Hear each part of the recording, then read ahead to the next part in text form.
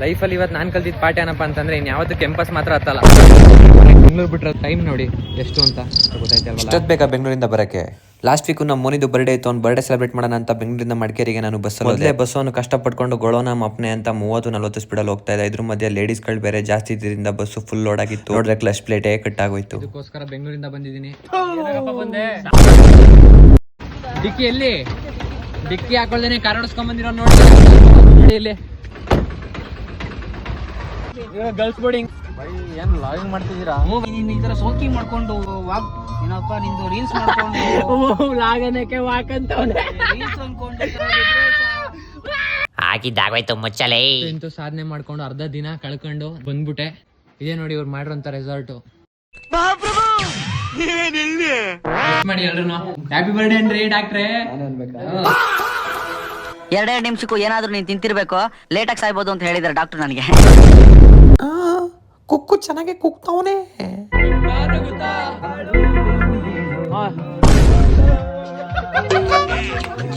ರಾತ್ರಿ ಎಲ್ಲ ಸೆಲೆಬ್ರೇಷನ್ ಮುಗಿಸಿದ್ವಿ. ಬೆಳಿಗ್ಗೆ ಎದ್ದು ಫ್ರೆಶ್ ಅಪ್ ಆಗಿ ಹಂಗೇನೆ ಮಡಿಕೇರಿ ಸುತ್ತಾಣ ಅಂತ ಹೋಗ್ತಾ ಇದೀವಿ. ರೆಸಾರ್ಟ್ ನ ಹೊಸ್ತಾ ಕಟ್ಟಿದ್ದಾರೆ ಮತ್ತೆ ತುಂಬಾ ಚೆನ್ನಾಗಿ ಮೇಂಟೈನ್ ಮಾಡಿ ಬಜೆಟ್ ಫ್ರೆಂಡ್ಲಿ ಅಂತ ಹೇಳಿದ್ರೆ ತಪ್ಪಾಗಲ್ಲ. ತುಂಬಾ ಚೆನ್ನಾಗಿದೆ ರೆಸಾರ್ಟ್. ಫ್ರೆಂಡ್ಸ್ ಫ್ಯಾಮಿಲಿಗೆ ಒಂದು ವೀಕೆಂಡ್ ನ ಎಂಜಾಯ್ ಮಾಡೋದಕ್ಕೆ ಪರ್ಫೆಕ್ಟ್ ಪ್ಲೇಸ್ ಅಂತಾನೆ ಹೇಳ್ಬೋದು.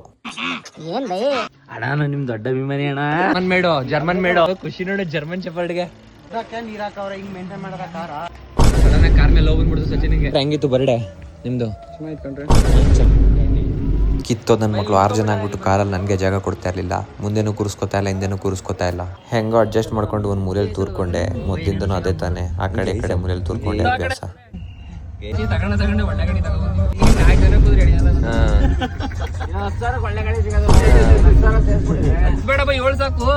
ಏಳು ಸರ್ ತಲಾ for reason out of the season ಹಿಂಗ್ ಮಾಡ್ಕೊಂಡು ಎಲ್ಲೂ ತಿಂಡಿ ತಿಂದಿರೋ ತರ ಮಾಡ್ತಾನೆ. ನನಗೆ ಗೊತ್ತು ನಮ್ ಸಚಿನ ಯಾವತ್ತು ಯಾವ ಕರ್ಕೊಯ್ತಾನೆ ಅದೆಲ್ಲ ಪಾಳೆ. ಇವತ್ತು ಮೊದಲನೇ ಸತಿ ಎಂದಿನಂತೆ ಇನ್ನೊಂದ್ಸಲ ಪಾಳೆ ಹೋಗ್ತಾ ಇದೀವಿ ನಾವು. ಕೋಟೆ ಎಕ್ಸ್ಪ್ರೆಸ್ ಅಲ್ಲಿ ದೊಡ್ಡಣ್ಣನ ತರ ಇವರು.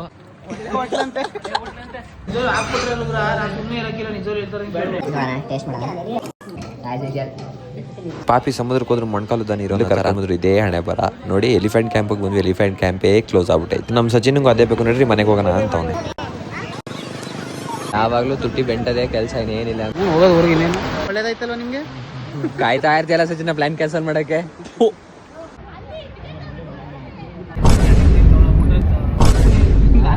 ಒಳ್ಳೆ ಕಂಟೆಂಟ್ ಹಾಕಿ. ಇದು ಬರ್ಡೇ ಸೆಲೆಬ್ರೇಷನ್ ಮೊದಲನೇ ಪಾರ್ಟ್ ಆಗಿತ್ತು.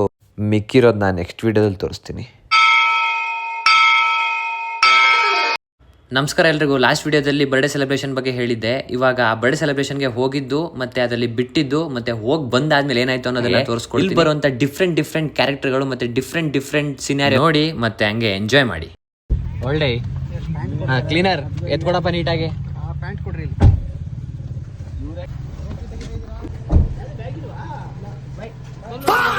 ಬೈಕ್ ಮೊದಲನೇದಾಗಿ ಟ್ರಿಪ್ಗೆ ಬಂದೋನೆ ಬ್ಯಾಗೇ ತಂದಿಲ್ಲ. ಕೀ ತೋರಿಸ್ರಿ ಅದು ಯಾವ್ದ್ರಿ ಅದು? ಕೀ ಯಾವ್ದಾದ್ರೆ ಒಟ್ನಲ್ಲಿ ಗಾಡಿ ಸ್ಟಾರ್ಟ್ ಆದ್ರೆ ಸಾಕು. ಸಮಾಚಾರ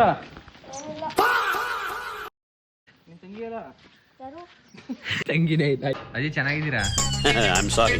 ಈಗ ಈ ಹೀರಿಂಗ್ ಏಡ್ ಇಲ್ದೆ ಏನು ಕೆಲಸ ಅಲ್ಲ. ಚೆನ್ನಾಗಿದ್ದೀರಾ ಅಜಿ? ಒಂಚೂರು ಬೆಂಡ್ ಮಾಡಿಸ್ಬೇಕು ಗುರು, ಮನಸ್ಬಿಡ್ಬೋದು ಆರಾಮಾಗಿ. ಇಷ್ಟಿದ್ರೆ ಫ್ಲಾಶ್ ಬ್ಯಾಕ್.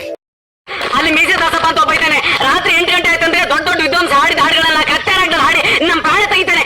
ಜನಕ್ಕೆ ಇಷ್ಟೊಂದು ಎದುರಿಸಿದಾನೆ ಅಂತಂದ್ಮೇಲೆ ಇನ್ನೆಷ್ಟು ಕೆಟ್ಟ ರಾಗದಲ್ಲಿ ಹಾಡ್ಬೋದು ಅವನು. ಹೃದಯ ಸಮುದ್ರ ಕಲಕಿ ಒತ್ತಿದ ದೇಶದ ಬೆಂಕಿ ರೋಷಜ್ಞ ಜ್ವಾಲೆ ಉರಿದುರಿದು ಸತ್ಯ ಜೋಂಕಾರ ಪ್ರಾಣ ಒತ್ತೆ ಇಟ್ಟು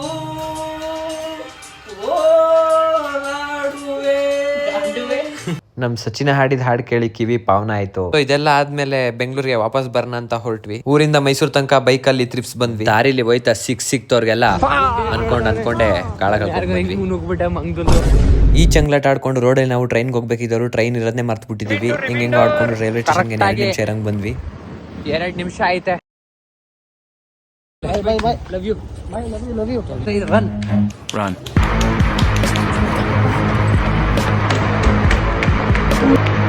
ಎಸ್ ನೈನ್